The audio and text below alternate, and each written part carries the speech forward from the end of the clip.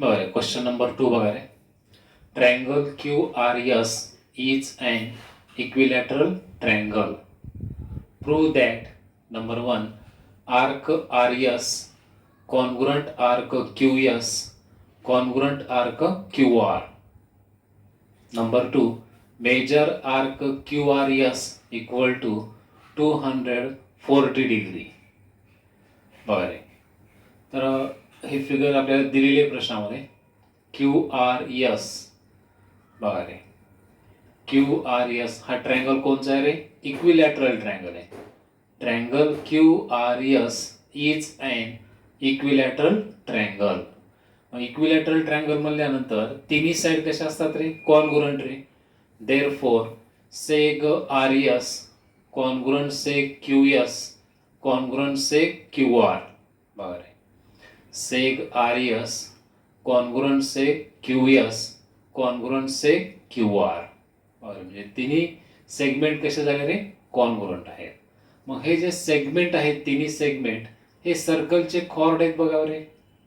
Therefore chord RS congruent chord QS congruent chord QR. बघा तिन्ही cord कसे आहेत रे? कॉन्ग्रुएंट आहेत रे. आता कॉर्ड कॉन्ग्रुएंट म्हणल्यानंतर त्याचे करस्पॉन्डिंग मायनर आर्क कसे असतात रे? कॉन्ग्रुएंट असतात रे. मग आपण थेरम प्रूव्ह करून दाखवलेला आहे बघा रे. कॉर्ड जर कॉन्ग्रुएंट असतील तर त्याचे करस्पॉन्डिंग मायनर आर्क सुद्धा कसे असतात रे? कॉन्ग्रुएंट. बघा रे, corresponding arcs of congruent chords of a circle are congruent. बघा ही प्रॉपर्टी रे. Corresponding arcs of congruent chords of a circle are congruent. Therefore, the chord RS चा corresponding minor arc कोणता आहे तो? arc RS. Therefore, arc RS congruent arc QS. बघा रे, chord QS चा corresponding minor arc कोणता आहे तो? QS येतो. बघा रे, arc QS congruent. आता QR chordचा मायनर आर्क QR येतो बघा रे. बघा therefore arc RS congruent arc QS congruent arc QR हे प्रूव्ह झालं बघा रे. हे नंबर 1चं बघा रे. प्रॉपर्टी कोणची? Corresponding arcs of congruent chords of a circle are congruent रे. त्या प्रॉपर्टीच्या आधारे प्रूव्ह झालं. कारण तिन्ही कॉर्ड कसे आहेत रे? कॉन्ग्रुएंट आहेत. मग त्यांचे तिन्ही मायनर आर्क कसे असतात रे? कॉन्ग्रुएंट रे. Arc RS congruent arc QS congruent arc QR हे नंबर 1 प्रूव्ह झालं बघा रे. आता नंबर 2 मध्ये काय रे? मेजर आर्क QRS किती दाखवायचे? 240 डिग्री दाखवायचे रे. 240 डिग्री. आता तिन्ही आर्क कसे आहेत रे? कॉन्ग्रुएंट आहेत. म्हणजे मेजर गृहीत धरा X. Let measure arc RS equal to measure arc QS equal to measure arc QR equal to X degree. बघा रे, तिन्ही मेजर कॉन्ग्रुएंट असल्यामुळे तिन्ही मेजर आपण काय गृहीत धरले रे? तिन्ही आर्क कसे? कॉन्ग्रुएंट आहेत रे. मग तिन्ही आर्कचं मेजर काय गृहीत धरलं आपण? X degree. बघा रे, मग आता measure of complete circle is 360 degree. Measure of complete circle is 360 degree. बघा रे. Therefore, measure arc RS plus measure arc QS plus measure arc QR equal to 360 degree. बघा रे, कारण तिन्ही आर्क मिळून पूर्ण कंप्लीट सर्कल तयार होतो रे.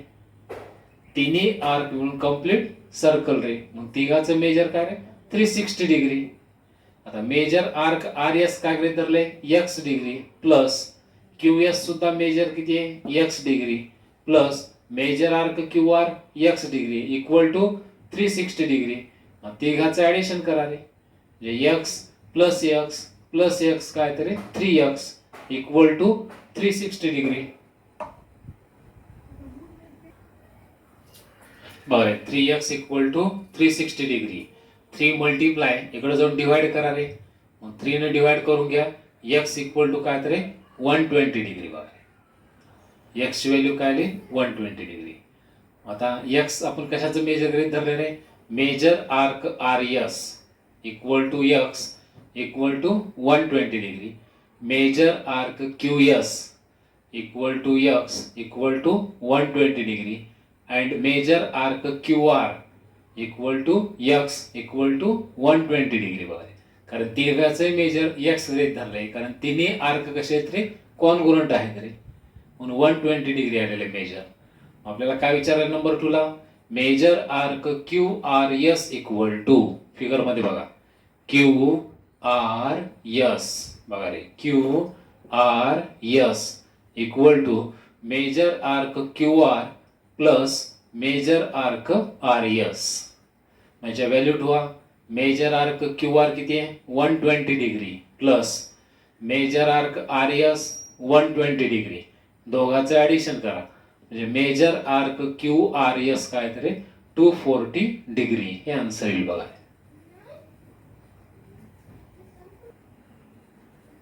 क्वेश्चन नंबर 3 बघा, in the figure chord AB congruent chord CD, chord AB congruent chord CD, prove that arc AC congruent arc BD. हे आपल्याला प्रूव्ह करायचं आहे. तर बघा, लक्ष करा, हे फिगर प्रश्नात दिलेली आहे तुम्हाला. आता काय दिले तुम्हाला याच्यात, chord AB congruent chord CD.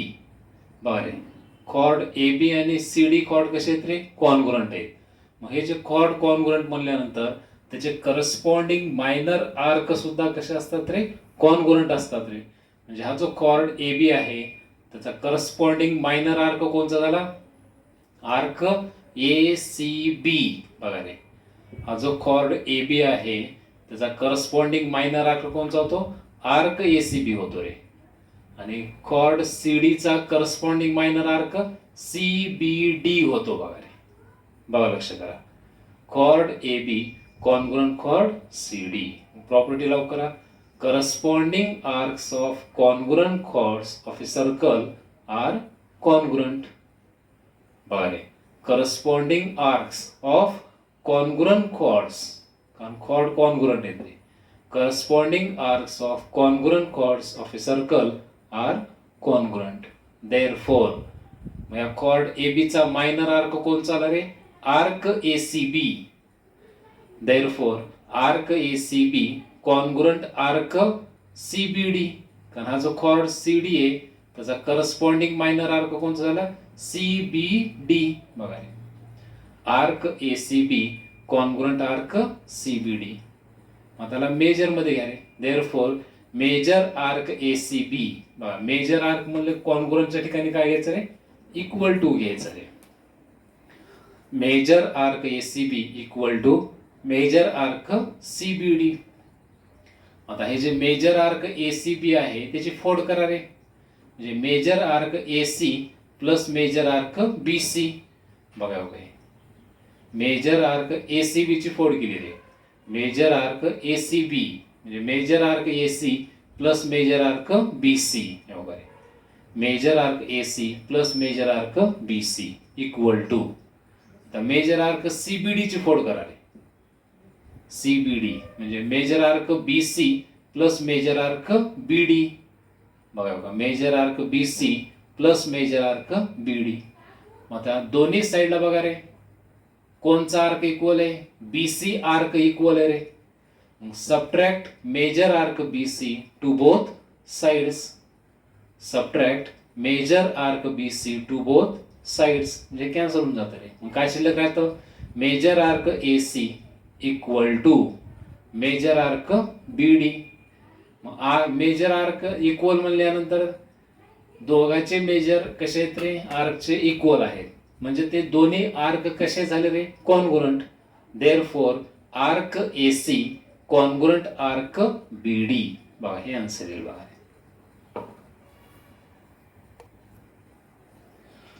बरं, आता इन्स्क्राइब्ड अँगल. बघा, इन्स्क्राइब्ड अँगल म्हणजे सर्कल मध्ये जो एक अँगल असतो त्या अँगलचा व्हर्टेक्स सर्कलवर असतो. बघा, बघा, हे सर्कल आहे, हा अँगल ABC आहे.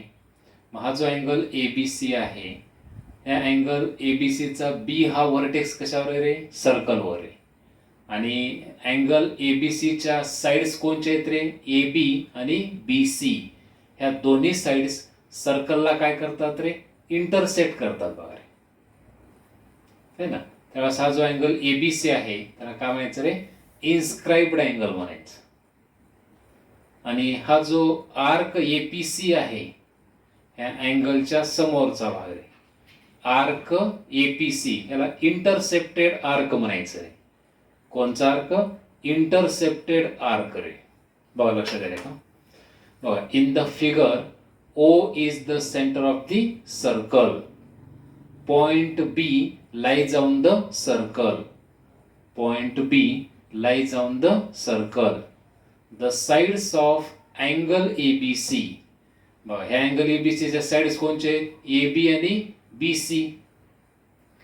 Intersect the circle at point A and C. बघा रे, A and C. Such an angle is called inscribed angle. बघा, inscribed angle लक्षात आला का रे? आता इंटरसेप्टेड आर्क बघा रे.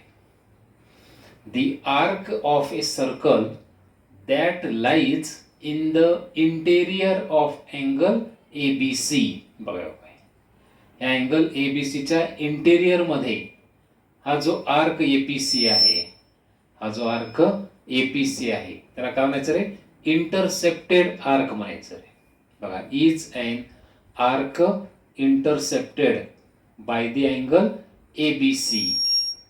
Angle ABC. बघा, therefore angle ABC is inscribed angle and arc APC is intercepted arc.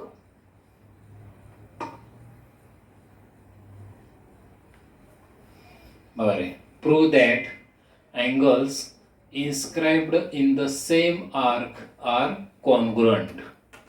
बघा रे, prove that angles inscribed in the same arc are congruent. बघा रे, मग त्याच्यामध्ये इन्स्क्राइब्ड अँगल रे. इन्स्क्राइब्ड अँगल कसं ओळखायचं रे? इन्स्क्राइब्ड अँगल म्हणजे त्या अँगलचा व्हर्टेक्स कशावर असतो रे? सर्कलवर असतो रे. बघा रे, अँगल PQR. क्यू हा व्हर्टेक्स कशावर आहे? सर्कलवर आहे. म्हणजे PQR कोणचा अँगल झाला? इन्स्क्राइब्ड अँगल रे. त्याच्यानंतर PSR.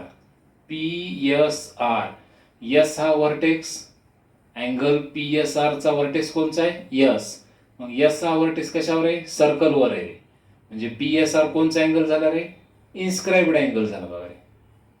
बघा, सेंटर पॉइंट O आहे आणि इंटरसेप्टेड आर्क कोणचा झाला? PTR हा इंटरसेप्टेड आर्क आहे रे. बघा रे, मग गिव्हन बघा रे, in a circle with centre O, angle PQR and angle PSR are inscribed angles and arc PTR is intercepted arc. बघा रे, आर्क PTR कोणचा झाला? इंटरसेप्टेड आर्क झाला रे. हे गिव्हन झालं, फिगरची माहिती रे. टू प्रूव्ह, काय प्रूव्ह करायचंय? हे जे इन्स्क्राइब्ड अँगल्स आहेत ते कसे दाखवायचे? आपल्याला कॉन्ग्रुएंट दाखवायचे रे. म्हणजे angle PQR congruent angle PSR. बघा रे, angle PQR congruent angle PSR हे आपल्याला प्रूव्ह करायचं रे. बघा आता प्रूफ बघा रे. अँगल PQR कोणचा अँगल आहे रे? इन्स्क्राइब्ड अँगल आहे. या इन्स्क्राइब्ड अँगलनं कोणचा आर्क इंटरसेप्ट केलाय रे? PTR हा आर्क काय केला रे? इंटरसेप्ट केलाय रे. मग आपल्याला 8वीला सर्कल चॅप्टर मध्ये झाले रे, angle PQR equal to half major arc PTR. बरं, 8वीला जो सर्कल चॅप्टर आहे त्याच्यामध्ये या प्रॉपर्टीचा उपयोग केलाय आपण.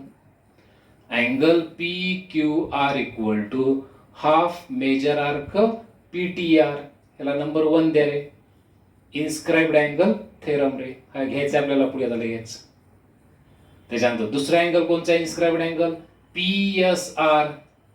Angle PSR equal to half major arc PTR. बघा number 2 inscribed angle theorem. From 1 and 2 बघा रे, आर एच एस इक्वल आहे रे, म्हणजे L H S equal, therefore angle P Q R congruent angle P S R. बघा हे अशा प्रकारे प्रूव्ह होतं बघा.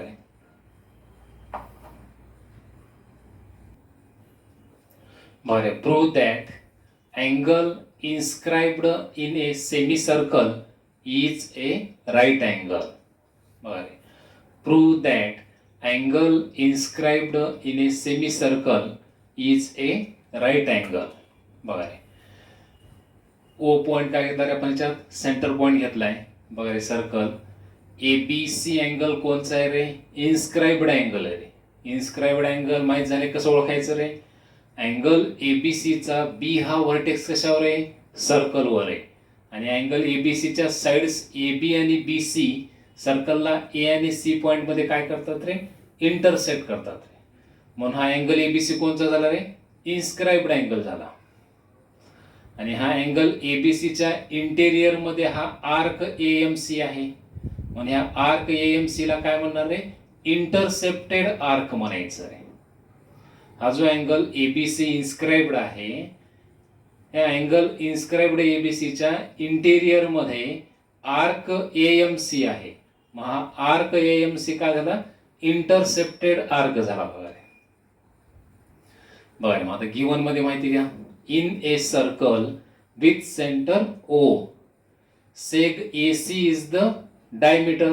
कारण ओ पॉइंट मधून घेतल्या रे, सेग ए सी काय झालं रे, diameter.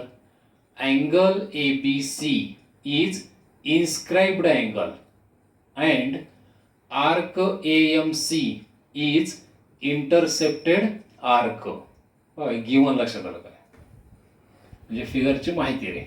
In a circle with center O, seg AC is the diameter. Angle ABC is inscribed angle and arc AMC is intercepted arc. बघा हे गिवन रे. टू प्रूव्ह, काय prove करायचंय, हा जो inscribed angle आहे तो काय दाखवायचा आपल्याला, राईट अँगल दाखवायचा रे. म्हणजे angle ABC equal to 90 degree. Right angle म्हणजेच 90 डिग्री दाखवायचं. बघा बघा आता प्रूफ बघा रे.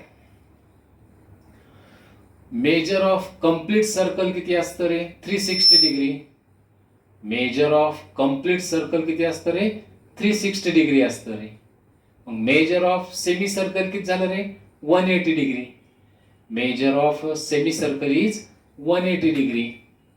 मग त्याच्यात सेमी सर्कल आपण कसं ओळखायचं रे, डायमीटरच्या आधारे ओळखता येतं आपल्याला. कारण हे जे डायमीटर आहे ते सर्कलचे दोन भाग करतं रे, सेमी सर्कल तयार करतं हे डायमीटर. म्हणजे डायमीटर कोण आहे, ए सी. बघा रे, seg A C is the diameter. Therefore arc A M C काय झाला रे, semicircle. Arc A M C काय होतो रे, सेमी सर्कल होतो रे, है ना. Measure of semicircle is 180 degree. Therefore measure arc A M C equal to 180 degree. बघा रे, बघा लक्षात आलं का. मेजर ऑफ कंप्लीट सर्कल किती रे, 360 degree. Measure of semicircle काय असतं रे, 180 degree. Measure of semicircle कशाच्या आधारे ओळखता येत आपल्याला, डायमीटरच्या आधारे. Seg A C is the diameter. Therefore arc A M C is a semicircle. Therefore measure arc A M C equal to 180 degree. आता इन्स्क्राइब्ड अँगल थेरम घ्या रे. Angle A B C equal to inscribed angle आहे, कोणचा arc intercept केलाय, A M C arc intercept केलाय रे. म्हणजे angle A B C equal to half major arc A M C. Inscribed angle theorem. आता major arc A M C किती आहे, 180 degree. 2 न डिवाइड करा, म्हणजे angle A B C equal to काय तरी 90 डिग्री.